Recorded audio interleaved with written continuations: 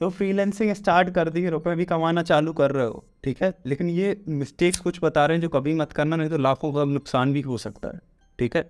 सबसे पहली मिस्टेक कि देखो, फ्रीलांसर और फाइवर जैसी वेबसाइट स्टार्ट करने के लिए सही है, लेकिन इन पर डिपेंडेंट कभी मत होना लीड्स के लिए, ये करने के लिए, क्योंकि ये शॉर्ट टर्म पे आपको दे सकती है। और सबसे बड़ी चीज़, सबसे बड़ी दिक्कत क्या है कि जो मैंने आपको लिंक्डइन में पिछली बार सिस्टम बनाने का कहा, तो वैसे सिस्टम बनाओ।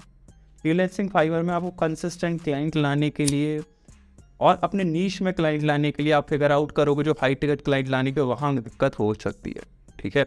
और सबसे बढ़िया, कंपटीशन बहुत बढ़ रहा है। इसके अलावा मार्केट में कई सारे गैप्स है, जैसे मैंने लिंक्डइन से बताया था कि आप फाइंड कर सकते हो कोचेस को मदद करना, आप किस सेक्टर के लोगों को मदद करना, उनको लिंक्डइन से फाइंड करके उनको अप्रोच कर सकते हो पर्सनली। तो बेस्ट तरीका यही है, क्या करो, लिंक्डइन आउटरीच करो, लिंक्डइन पे सिस्टम बनाओ कि एक आउटरीचिंग सिस्टम हो, इंस्टाग्राम आउटरीच सिस्टम बनाओ, पहचानो अपनी ऑडियंस कहाँ। अगर इन दोनों प्लेटफॉर्म पे नहीं है तो कोल्ड ईमेल आउटरीच सिस्टम बनाओ।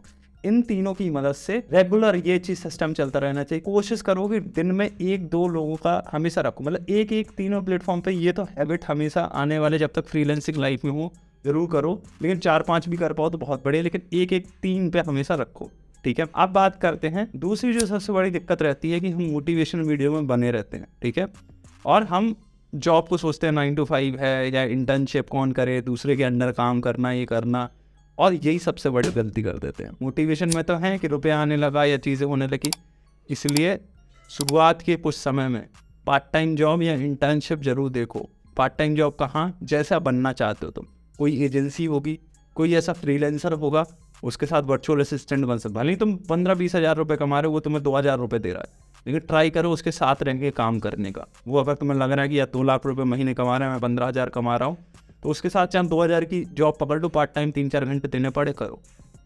क्यों? क्योंकि उससे एक्सपोजर मिलेगा। क्या मिलेगा? एक्सपोजर।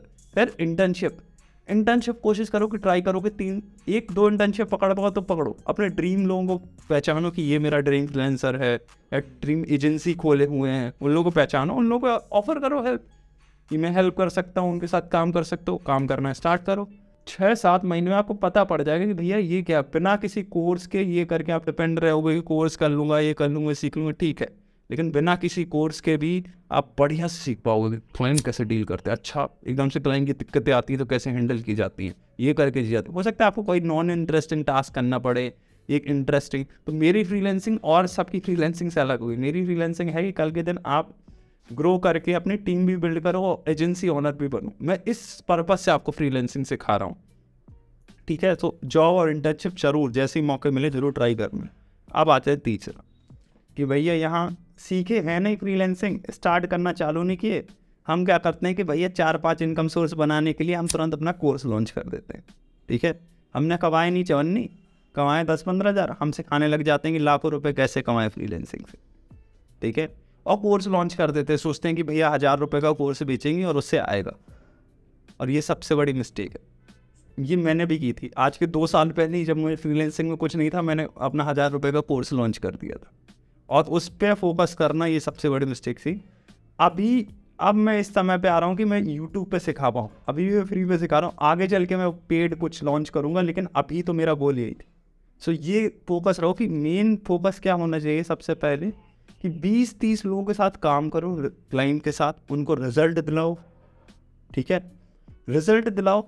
देन कुछ लोगों को फ्री में कंसल्ट कर सकते हो, मतलब अपने देखो जो लोग हैं उनको पेड कंसल्टिंग दे सकते हो। मतलब कोई फ्रीलांसर है, वो फ्रीलांसर बनना चाहता है, तो देखो तो क्या तुम उसे टीच कर पा रहे हो कि नहीं। पेड कंसल्टिंग उसे अच्छा लग रहा है, देन आपके पास समय नहीं बचा, 10-12 लोग आ गए कि नहीं मुझे 10-10 हज़ार रुपये में आप अपनी कंसल्टिंग दे दो कि मुझे एक फ्रीलांसर कैसे बनना 1-to-1। अब 1-to-1 के बाद आपके पास समय नहीं मिला तो ग्रुप में कंसल्ट करने लग जाओ, एक बैच बना लो 10-15 लोगों का, ये करेंगे। देन एक समय आता है कि आपको कुछ मार्केट गैप पसंद आएंगे, आपने मार्केट को ऑब्जर्व कर लिया इतना, तो आपको गैप पता पड़ जाएगा, और आपको सिस्टम भी पता पड़ गया एक, क्योंकि आपने 10-50 फ्रीलांसर्स को ग्रो करने में मदद किया। देन आप कोर्स लॉन्च कर सकते हो, चाहे कॉपीराइटर के रिलेटेड करना चाह रहे हो, किसी भी चीज़ के रिलेटेड, पहले उसको एक्सपीरियंस तो करो भाई, उस पर रिजल्ट तो निकाल के दिखाओ और किसी को, तभी तो कोर्स बना पाओगे, ठीक है। तो लॉन्च अभी कोर्स करने की दिक्कत मत करना, अभी इंटर्नशिप ट्राई करो, जॉब ट्राई करो और फ्रीलांसिंग ट्राई करो, ठीक है, और ग्रोथ पे अपने फोकस रखना। और एक और पॉइंट बता रहा हूँ, ठीक है, अब शुरुआत में क्या है कि हम फ्रीलांसर बनते नहीं है तो हमें लगता है प्रोफेशनल होना चाहिए, हम फ्री हो गए, मतलब क्या फाइनेंशियल फ्रीडम आ गई फ्रीलांसर बनते, नहीं। फ्रीलांसिंग जिम्मेदारी का काम है।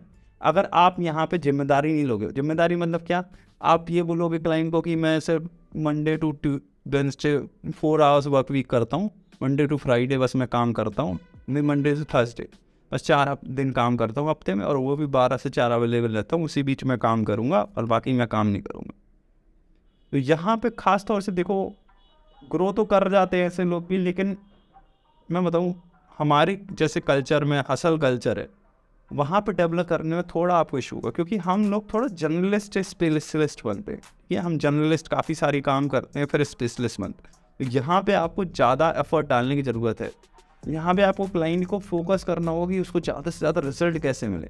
इंस्टीट्यूट की जितना आया कि भैया 2 मिनट का काम हुआ, 2 मिनट का काम कर दिया, अंडर प्रॉमिस ओवर डिलीवर करने की कोशिश करो।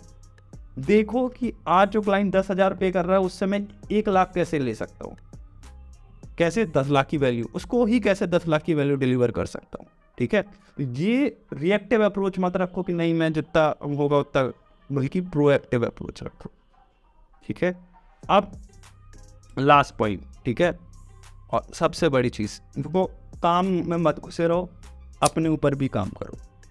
देखो ऐसी कुछ बुक्स पढ़ो, इकिगाई जैसी, स्टार्ट विद वाई जैसी, जिससे पता पड़े कि भैया क्या पर्पस है, क्या तुम्हारा नीश है, क्या तुम सच में लोगों को मदद कर सकते हो इन लोगों के फील्ड में, क्या तुम यहाँ से लॉन्ग टर्म विजन ले सकते हो कि नहीं। अपने गोल्स पे थोड़े फोकस करो, अपने डेली रिव्यूज़ करो कि कहाँ जा रहे हो। वीक में एक बार बैठो, अपना नोशन जैसा मैंने नोशन प्रोडक्टिविटी उस पर अपने बनाओ कि क्या क्या क्लाइंट के साथ, कौन अच्छे क्लाइंट हैं, कि कौन तुम्हारे आइडियल क्लाइंट है, किन के साथ काम करके मज़ा आ रहा है, किन के साथ नहीं मज़ा करके आ रहा। ना कहना भी सीखो। अगर लग रहा है कि ये क्लाइंट बहुत समय से है चला आ रहा है, सिर्फ रुपये के लिए टिके हुए, तो वहाँ मना करना भी सीखो, और वीकली और मंथली रिव्यू करो।